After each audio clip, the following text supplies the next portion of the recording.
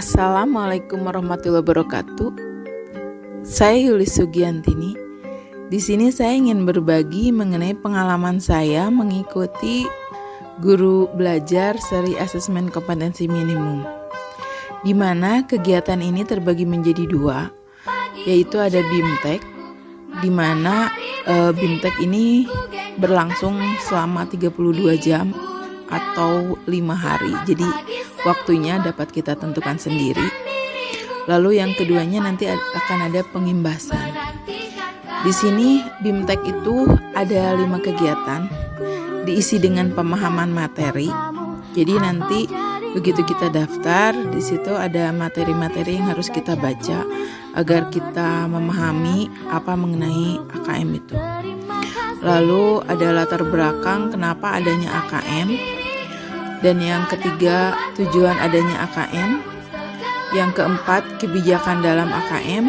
Dan yang terakhir adalah alur program guru belajar seri AKM. Di dalam BIMTEK ini, konsep asesmen nasional itu diungkapkan.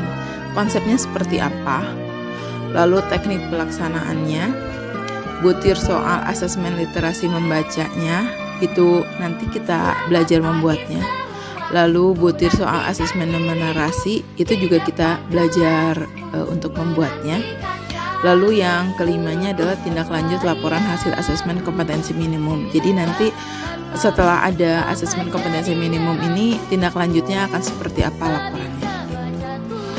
Nah, di dalam latar belakang adanya AKM, kenapa sih harus ada AKM? Karena berdasarkan hasil PISA membuktikan bahwa kemampuan belajar pada pendidikan dasar dan menengah itu kurang memadai.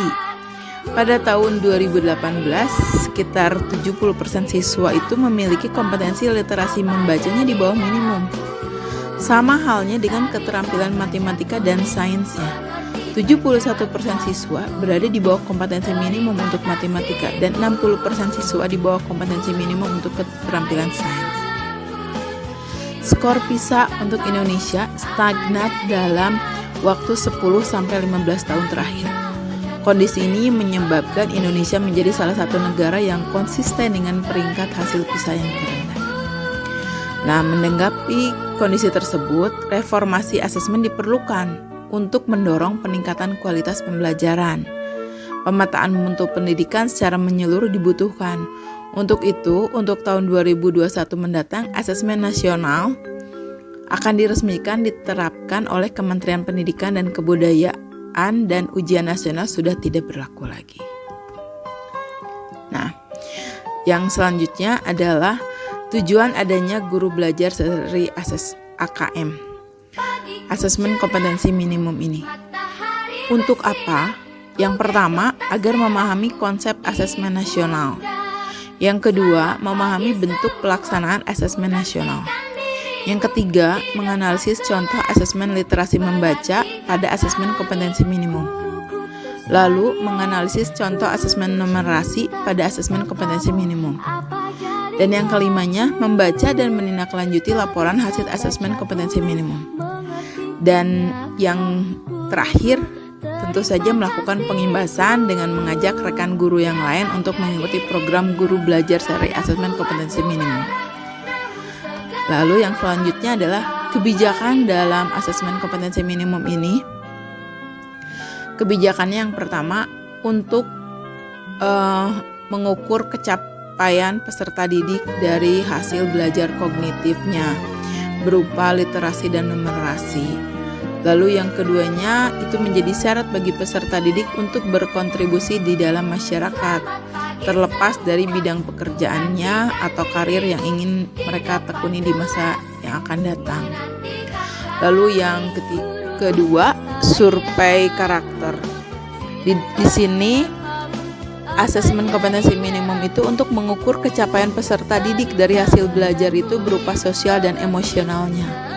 Jadi karakternya itu agar dapat mencetak profil pelajar yang berpancasila, yaitu beriman dan bertakwa kepada Tuhan Yang Maha Esa serta berakhlak mulia, berbinekaan, global, mandiri, bergotong royong, bernalar kritis dan kreatif. Dan itu akan berguna di dalam masyarakat. Kebijakan dalam AKM yang ketiga adalah survei lingkungan belajar.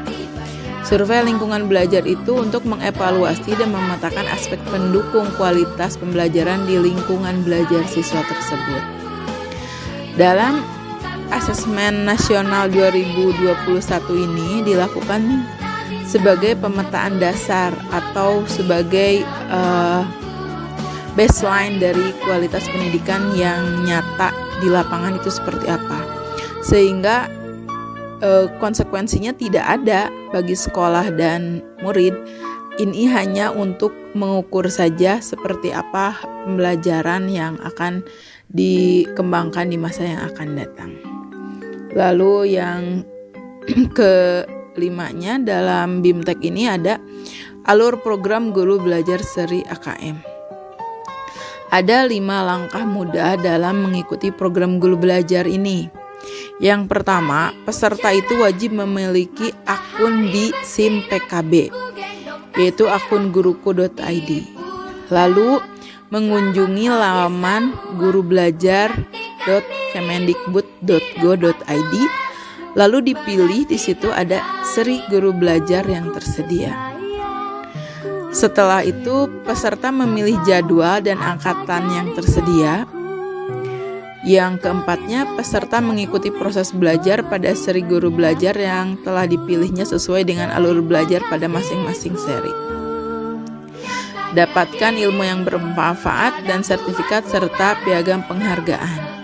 Alhamdulillah ilmunya sangat bermanfaat, menambah pengetahuan kita mengenai ternyata AKM ini bukan sebagai pengganti UN. Nah, yang langkah selanjutnya setelah kita mengikuti BIMTEK yaitu pengimbasan. Di dalam pengimbasan ini kita mengajak dan mendampingi guru-guru lain untuk mengikuti program-program guru belajar seri asesmen kompetensi minimum. Dan setelah itu peserta mendokumentasikan video pengimbasan dan menggugah video tersebut pada kanal video yang berbagi, biasanya di YouTube, dengan memasukkan link URL video yang telah kita buat sebagai syarat untuk mendapatkan piagam penghargaan. Nah, untuk peserta siapa saja yang bisa mengikuti seri asesmen ini, yaitu semua guru SD, SMP, dan SMA atau SMK, bisa kepala sekolah, pengawas, semua guru, dan peserta yang berasal dari pusat kegiatan belajar masyarakat yang sederajat dan tentu saja telah memiliki akun SIM PKB. Mungkin itu yang saya bisa bagi di dalam kesempatan kali ini. Terima kasih atas perhatiannya dan semoga sukses untuk mengembangkan pendidikan agar Indonesia lebih maju. Assalamualaikum warahmatullahi wabarakatuh.